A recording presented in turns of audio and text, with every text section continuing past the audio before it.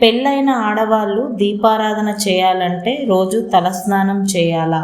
ఇది సాధారణంగా చాలామంది అడుగుతున్న ప్రశ్న.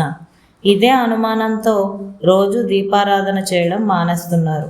వివాహం అయిన స్త్రీలు నిత్య దీపారాధనకి రోజు తలస్నానం చేయవలసిన పని లేదు.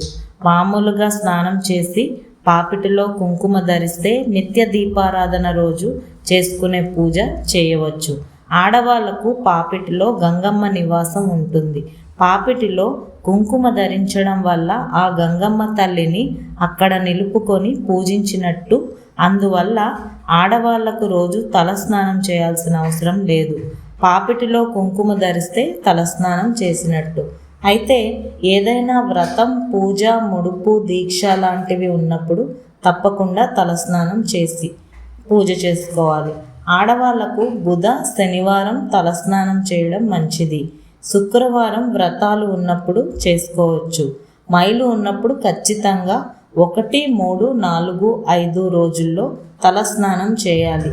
ఆ సమయంలో మిగిల్చింది ఎవరికీ పెట్టకూడదు. అలా పెట్టడం వల్ల తిన్నవారికి, పెట్టిన వారికి కూడా ఆర్థిక ఇబ్బందులు వస్తాయి.